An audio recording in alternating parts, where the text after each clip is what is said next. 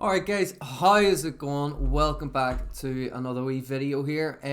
This should be uploaded after my last, whenever I started my stream. I played a few games there and I compiled them all into one video. This should be coming up after, but in the same recording session, or live stream session, which is currently still going on, and have people watching here at the minute, we are going to review games that we played on the Chess 960, the chess balance odds, and then just a good wee blitz game that I played against a new viewer. So if you do want to kind of get involved in videos like this, keep an eye out for the me streaming. Send me a request on chess.com and we can play a game, be that the daily games, be that any games that whenever I am on. So into the first one. It is one of the two games we played against the long time subscriber, top commenter of the channel. We'll call him Slash because it's just Slash. Or I don't want to butcher the name, but is it Sai? See, I'm getting the first three letters of it wrong. Morse. His name is Morse. But anyway, so this one we were playing the balanced odds. So we are. So I am missing a knight because of the rating difference of me being here, as you see, 838 and him being 509. So it's decided to get rid of me knight, which was okay until you make one move and immediately realize that first of all you cannot see the elo bar. I do apologize about this. There you go. You can see the elo bar now, and you can see the names too. Until you make one move and you immediately realize that you're down 4.6. On the elo bar. It's ridiculous. It's nuts. So it starts off, I push my pawns in the center to keep them connected, as I know without having the knight it's going to be a lot harder to protect these pawns and push them as far forward. So connecting the pawns and getting every piece to kind of defend, to do their piece and keeping a scope, and then develop the rest of the pieces behind them. Here we managed to just pop the knight into the center, threatening this pawn. Not really threatening anything else, but just taking space away here, or all the available moves that we can do moving forward. It does then also, just in case, gives us the opportunity to slide the bishop out of the way. So here I was expecting maybe like a pawn push here. But that didn't end up coming. As you see, the computer does suggest to push the pawn in the center, immediately attacking the knight.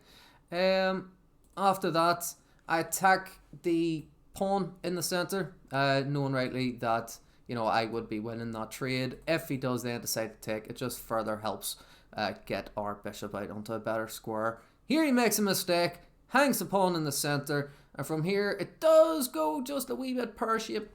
Now, yes, the computer's saying that's a good move, you should trade down, but also I am down a knight, so if all the pieces end up getting traded off the board, I would be losing. And here I thought this was a brilliant move. Okay, it's attacked twice, but it's defended twice, so if he takes, I'm going to win that trade. For example, knight takes knight, bishop takes knight, bishop takes bishop, queen takes bishop.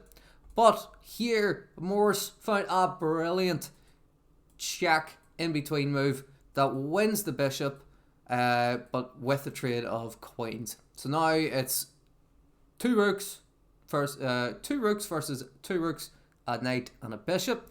But one thing you see, I have all my pawns still intact, still all connected, defending each other, and pawns are the soul and life of chess because they're just so important.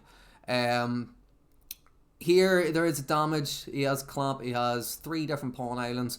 There's a 3 on this side, 3 here in this 2 square row, and then 1 lonely A pawn. So here I anticipated the opening of this file. So when trades and the pawn trades, this pawn here will be under pressure. If it's not defended, it can be taken immediately. But he does defend it by pushing it forward, becoming a bit of attack. This is a very simple but really good instructive move. By moving this pawn forward, if by any chance he does take, I can then just win this pawn here while maintaining pressure. Yes, he can take, and we take, and we're creating another 4 pawn islands, which Probably would not have been good for us by any means, but that is not what happened, and instead they push the pawn, which is a huge mistake because we can take. Then this bishop is now stuck guarding this pawn. We just pile the pressure on, keep going, and he hangs his knight. By castling, he does hang his knight. Could have fall back, put pressure on the rook, but just forgets it and panics once again his king to safety, which is understandable. And don't you know, when there's an en passant, you have to take it. It's obliged. You have to do it. Especially when there's a gap like that. It's mandatory. I tried to create some type of net here for the king to stop him from progressing a forward. Managed to get in with a rook and hopefully checkmate. He does push the pawn, which does benefit us, because if he trades, then we have two connected pawns here with a target very weak H pawn. And that is what happens. Again, trades down. As you see, the elo bar is shooting all the way around. Does not have a clue what to do. There you go. It just dropped. Like, what just happened? It didn't even make a move. It just dropped. Okay, there we go. So here the computer says the position is dead even with a bishop, but it's because of the pawn deficit of us being up an extra two connected pass pawns so close to queening. We push up, we manage to win the pawn there in the centre, and unfortunately our opponent does run out of time as he's very close to checkmating us. Well, I say very close. He's in a really, really good position, can take this pawn, has, you know, the rooks, but here the connected pass pawns are just too strong, but we win on time on that one. Really good show there from Morris, a nice sweet challenge. I was definitely not expecting it, so I wasn't. Moving on to the next one. This is Chess 960. I have never played this before, ever. Okay? I got invited to the game. I was like, grand, we'll play Morse against it. I looked at the board. I was like, what am I looking at? This just looks like pure mayhem. It looks like there's order to it. Oh, you got a rook. Your two bishops are together. Your two knights are together. Another rook and your queen is happy in the corner. I don't know what to do with this. Is there even opening theory for this? Like, well, what is going on? But immediately I was like, okay, we'll put everything behind our pawns, trade off a few pieces, make it less complicated, because at the end of it, when you get to an end game in this position, or in this game mode, it is just an ordinary end game. Here I did want to push the pawn, but I just didn't calculate it correct. It just didn't work out for me. Computer does obviously say, yeah, push the pawn, you're just do all this and you're better. There is a ridiculous checkmating thing here if they didn't move the bishop and they took the pawn. So let's have a look. If we pushed, they take, we would, what was the move? It was check, bishop a3 check, king moves over, discovered check, attacking the bishop, but not only that, you're forced to give up your queen. Once you give up your queen, it's just mate on the next move. It's disgusting. It happened. My joking, it didn't happen. He didn't lose that way because I am not that good. I did not see that checkmating. Obviously I didn't. It would be ridiculous if I did. We managed to capture a pawn in the centre, taking control and undoubling our pawns, which was kind of a bad move by doing this. It gives us the opportunity to undouble our pawns with tempo, attacking his knight. And that's exactly what happens. We managed to get away with it. Again, this check is a very strong move as his king is very weak with his queen trapped in the corner. We give the check. We're happy to kind of try to maneuver our queen out of the position and you know, get it more into the game. He did fork us. Forked the queen and the rook. If it wasn't for this check being possible, we wouldn't be able to get away with it, and luckily we do get away with it. And his king just goes on an absolute spiritual walk all the way over to the opposite corner, where inevitably he was going down. We had a full extra piece. Our knight just went galloping in, destroying all the pieces, traded bishops, and yeah, it's just kind of a wee checking match here at the end. We were running quite low on time towards the end. I didn't know what to do. There was a few hiccups from both sides. I decided to just trade off the knight, because this way then I can get the fork on his pawns and just completely destroy his connected pass pawns. And I knew that there's no possible way of stopping three connected pawns and defending your own. So here we just kept pressure on his pawn, decided to trade off at the right time, queened, traded the rooks, and then we just went for a simple two rooks, because If you get 2 queens, more chance of stalemate. This way, not so much. We got a nice wee lovely checkmate there. And this is where the last challenge comes in. Robskin Chess? From the Netherlands, that is, isn't it? Yes, it is from the Netherlands. Decided new viewer just popped in. I was like, okay, yeah, let's play a game. Seen his rating, I was like, okay, yeah, it's going to be a nice wee 3-minute game. And it was a nice wee 3-minute game. But my time control is atrocious. That's something I've realised. I need to get better at it. Even from playing in the chess club as well. In the tournament where I won 2 out of 5 games, my time control was shocking. It was shocking. This is the second time I played this today. And in total, the Scandinavian defence I played 34 times. Lost 16, won 16, drew 2. I don't like the Scandinavian. It's not fun. I'm completely winging it. I don't know what the best move here is. I didn't even know this was a book move, but we made the move anyway.